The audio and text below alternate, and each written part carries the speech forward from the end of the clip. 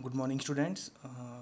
पिछले बार सर्वेइंग के लेक्चर में हमने सर्वेक्षण के सिद्धांतों के बारे में पढ़ा था। तो हमने जाना था कि कुल दो सिद्धांत होते हैं जिन पर सभी सर्वेक्षण कार्य निर्भर करते हैं। पहला जो था वो था to work from whole to part, यानी पूर्ण से खंड की ओर कार्य करना।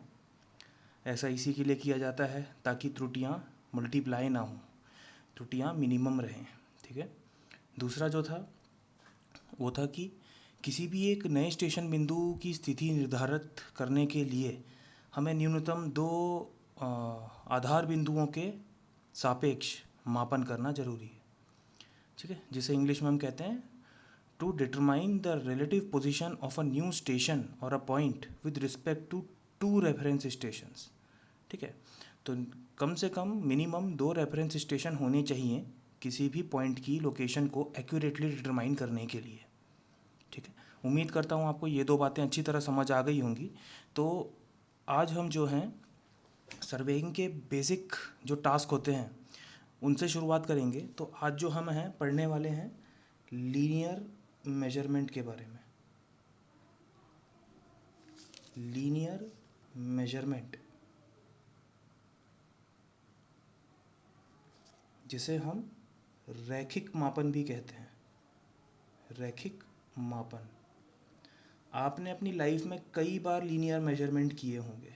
ठीक है, मैथमेटिक्स में, फिज़िक्स में, ठीक है, सभी टेक्निकल सब्जेक्ट्स में आपने कभी ना कभी स्केल, पेंसिल, इन चीज़ों का यूज़ किया ही होगा। जब भी आपको बोला गया होगा आपने नोटबुक में लाइंस बनाई होंगी। ठीक है, आप जब ड्राइंग पढ़ते हैं, ड्राइंग में आपको डिफरेंट स्पेसिफिकेशन दिए जाते हैं किसी भी ड्राइंग को बनाने के लिए। आपको बताया जाता है कितने सेंटीमीटर की लाइन, कितने लेंथ की लाइन खींचनी है, या कितने वर्ग का आपको स्क्वायर बनाना है, ट्रायंगल बनाना है या रेक्टेंगल बनाना है। तो वहाँ पर आप स्केल और पेंसिल का यूज़ करके रैखिक मापन ही करते हैं बेसिकली, जब तक कि आपको कोई कर्व बनाने के लिए नहीं कहता, यानी वक्र बनाने को नहीं कहता। तो लीनियर मेजरमेंट यानी रैखिक मापन। तो इस बार हम सर्वेइंग में जिस रैखिक मापन के बारे में पढ़ेंगे वो एक्चुअली फील्ड पे किया जाने वाला लीनियर मेजरमेंट है। ठीक है, आप इसको नोटबुक में किए जाने वाले कार्यों से बिल्कुल रिलेट नहीं करेंगे।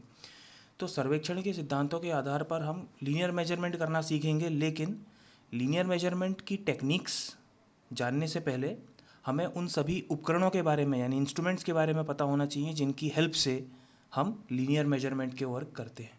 ठीक है, सबसे पहले हम ये जानेंगे कि लीनियर मेजरमेंट करने के दो तरीके हैं। पहला जो है वो कहलाता है डायरेक्ट मेथड। ठीक है, डायरेक्ट मेथड को हम हिंदी में कहते हैं प्रत्यक्ष विधि, यानी वह विधियां जिनमें प्रत्यक्ष रूप से हम मापन करते हैं, प्रत्यक्ष विधियां। दूसरी कहलाती है इनडायरेक्ट मेथड। इनडायरेक्ट मेथड जिसे हम कहते हैं अप्रत्यक्ष विधियां।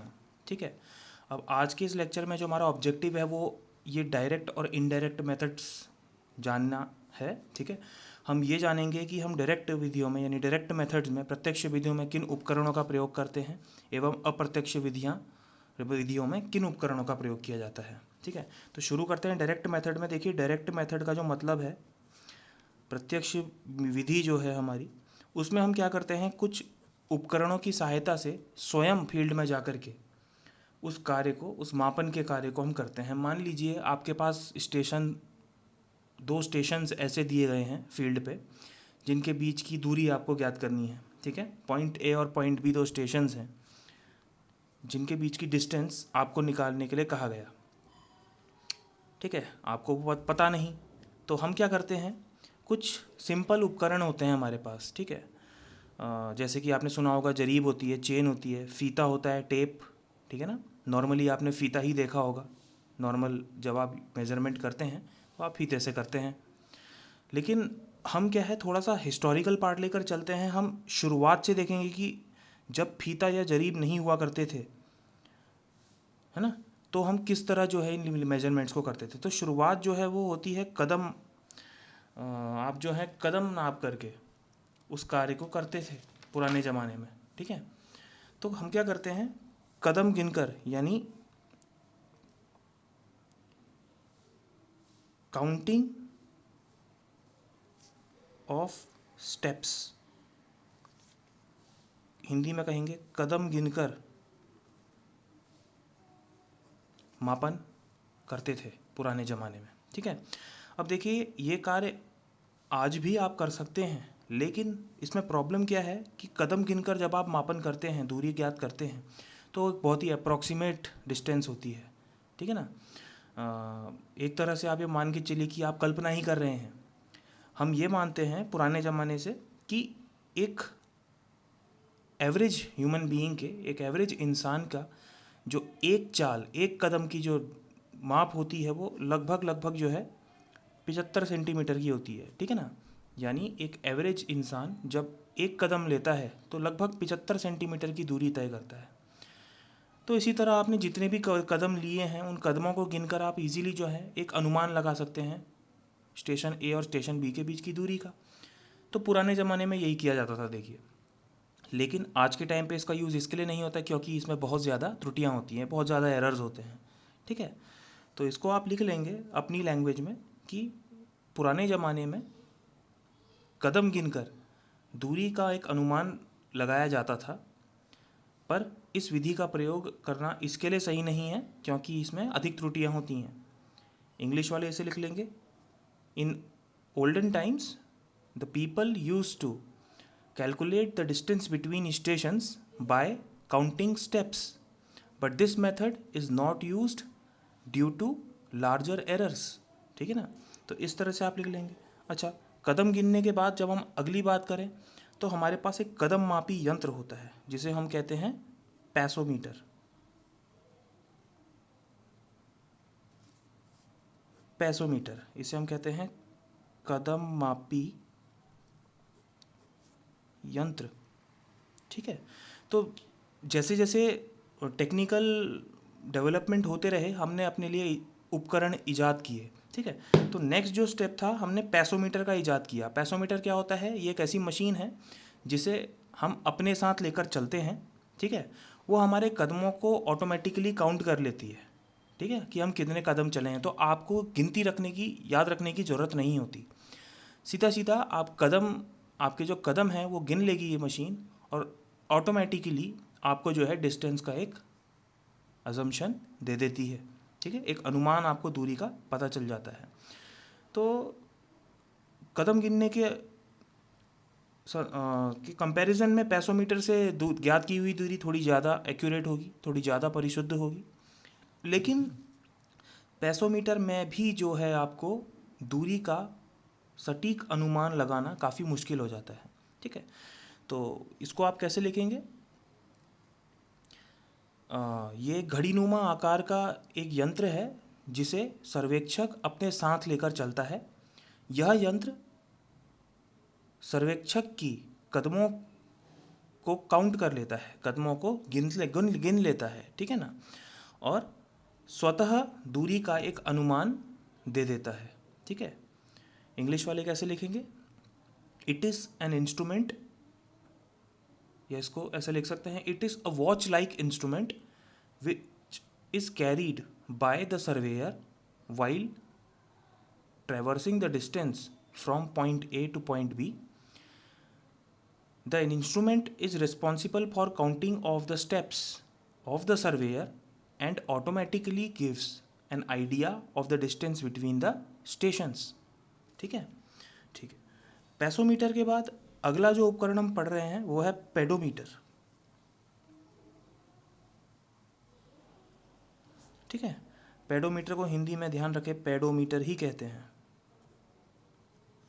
ठीक है, तो पेडोमीटर भी एक अलग उपकरण है, जैसा पैसोमीटर है वैसा ही पेडोमीटर भी एक उपकरण है जो कि कदमों को ही गिनता है। ठीक है, अब देखिए कदम गिनना और कदम मापी यंत्र से दूरी ज्ञात करना इसके लिए लाभकारी नहीं है, क्योंकि इन दोनों में जो दूरी की इकाई है कदम की वो फिक्स होती है।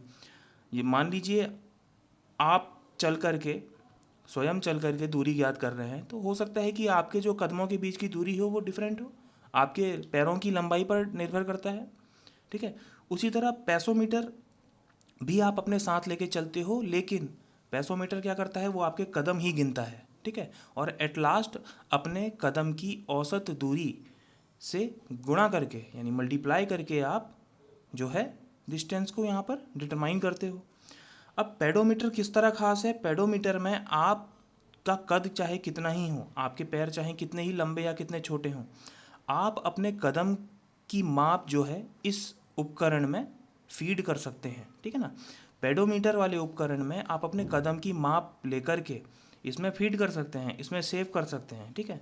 तो पेडोमीटर भी आपके कदम ही गिनेगा, लेकिन इसमें जो रीडिंग आप दे रहे हैं अपने कदम के माप की वो एडजस्टेबल है, ठीक है ना। तो इस उपकरण की खास बात क्या है कि पेडोमीटर में कदम की लंबाई को समायोजित किया जा सकता है, that is in this instrument the length of the step can be adjusted, ठीक है। तो आप अपने कदम की एग्जैक्ट माप लेकर के इस उपकरण की सहायता से दूरी ज्ञात कर सकते हैं। तो पिछले दो विधियों के तुलना में पेडोमीटर से नापी गई दूरी अधिक परिशुद्ध मानी जाएगी, ठीक है। इसके बाद आता है ऑडोमीटर। ऑडोमीटर जिसे हम कहते हैं चक्कर मापी यंत्र, ठीक है। चक्कर मापी यंत्र देखा होगा आपने कई बार सड़कों पे जब सर्वेक्षण कार्य हो रहा होता है तो एक सर्वेक्षक रोड के किनारे किनारे एक चक्कर नुमा एक टायर जैसा एक उपकरण जो होता है, ठीक है ना, तो उसमें एक चक्कर लगा होता है, उस चक्कर को घुमाता हुआ सड़क के किनारे किनारे चलता रहता है। तो एक्चुअल में वो क्या कर रहा होता है, वो सड़क की लंबाई को, सड़क के एक कोने के एक सिरे की लंबाई को वो नापता चला जाता है। तो होता क्या है, इस तरह से आप देखेंगे एक उपकरण होता है, ठीक है, एक फ्रेम होगा और फ्रेम के ऊपर एक व्हील लगा रहता है जिसे हम टायर या चक्कर भी बोल रहे हैं हिंदी में। तो ये व्हील की जो परिधि है, जो पेरीमीटर है, वो यहाँ पर एक यंत्र के अंदर फिक्स होती है, ठीक है। आप बिल्कुल इसको अपने, जैसे आप मोटरसाइकिल चलाते हैं तो आपके मोटरसाइकिल में जो ट्रिप मीटर होता है जो कि आपको दूरी बताता है कि आप कितना डिस्टेंस किलोमीटर चले, उसी तरह का एक ऑडोमीटर इस चक्कर में, इस यंत्र में लगा होता है। इस ऑडोमीटर का कार्य होता है, ये जो चक्कर है ये कितनी बार घूमा उसको कैलकुलेट कर लेना। तो मान लीजिए इसकी परिधि जो है 70 सेंटीमीटर की है, इसकी जो पेरीमीटर है जिसे हम 2πr से कहते हैं वो 70 सेंटीमीटर का है। और मान लीजिए कि ये चक्कर 10 राउंड घूमा या 10 बार घूमा, तो कुल मिलाकर के कितनी दूरी तय की, 700 सेंटीमीटर, ठीक है ना, 70 इंटू 10, ठीक है। तो इस तरह से ऑडोमीटर की सहायता से हम दूरी का और ज़्यादा परिशुद्ध मापन कर सकते हैं और बहुत ही कम समय में, ठीक है। चक्कर मापी के बाद आता है चाल मापी जिसे हम स्पीडोमीटर कहते हैं, ठीक है।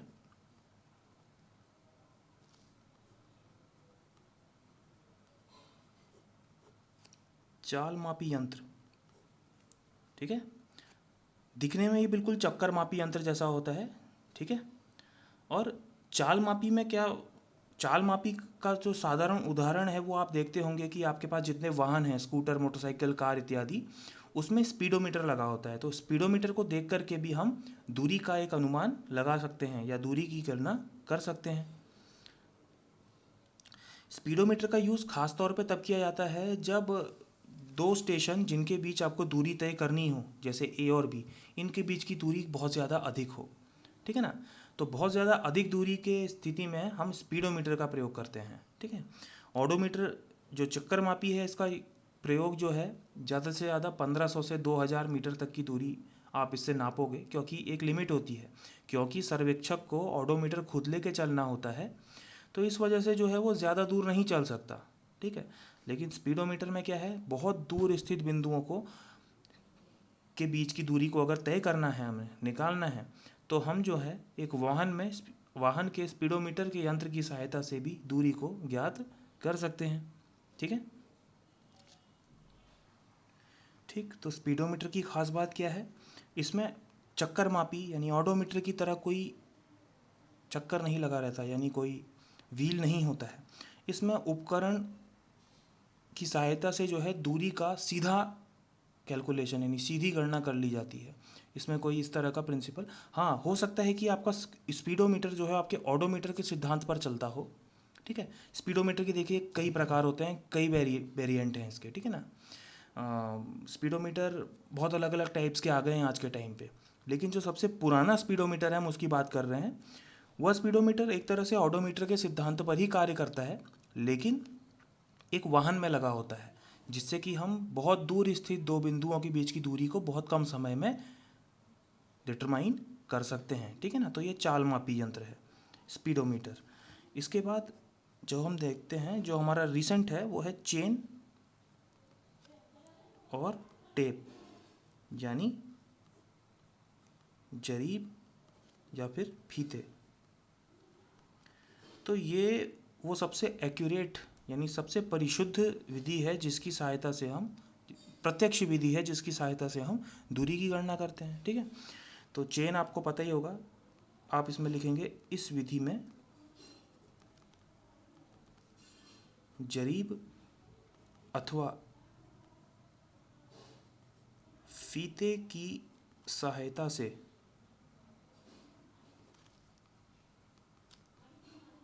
दूरी ज्ञात की जाती है, और प्रत्यक्ष विधियों में यह सबसे परिशुद्ध विधि मानी जाती है। यानी this method is considered as the most accurate method among direct system of measurement, ठीक है ना। डायरेक्ट मेजरमेंट विधियों में जो ये वाला मेथड है, ये सबसे ज़्यादा एक्यूरेट मेथड होता है, क्योंकि इसमें हम एक ऐसे उपकरण का प्रयोग कर रहे हैं जो कि दूरी मापन के लिए खास बना है, ठीक है। अच्छा, कोई भी उपकरण कितना ज़्यादा परिशुद्ध होगा ये किस बात पर निर्भर करता है। जो बच्चे फर्स्ट ईयर से पढ़ते आ रहे हैं उनको पता होना चाहिए कि कोई भी इंस्ट्रूमेंट तब ज़्यादा एक्यूरेट कहलाता है जब उसका लीस्ट काउंट कम से कम हो। यानी किसी भी इंस्ट्रूमेंट का लीस्ट काउंट, यानी इसे हम कहते हैं अल्पतमान। आप लोगों ने फिजिक्स में पढ़ा होगा कि जिस भी इंस्ट्रूमेंट का लीस्ट काउंट सबसे कम होगा वह ज़्यादा एक्यूरेट यानी परिशुद्ध मापन करता है, ठीक है ना। तो चेन और जरीब जो है, जरीब और फीता जो है, इन सभी विधियों में जो ये वाला उपकरण है इसका लीस्ट काउंट यानी अल्पतमान सबसे कम होता है, जिस कारण सबसे ज़्यादा परिशुद्ध मापन जरीब अथवा फीते से लिया जाता है, ठीक है। अच्छा, तो आज के इस लेक्चर में हमने देखा कि हम किस किस तरीके से डायरेक्ट मेथड की सहायता से और उपकरणों की सहायता से दूरी का मापन करते हैं। अगले लेक्चर में हम अप्रत्यक्ष विधियों के बारे में देखेंगे, ठीक है। तब तक के लिए धन्यवाद।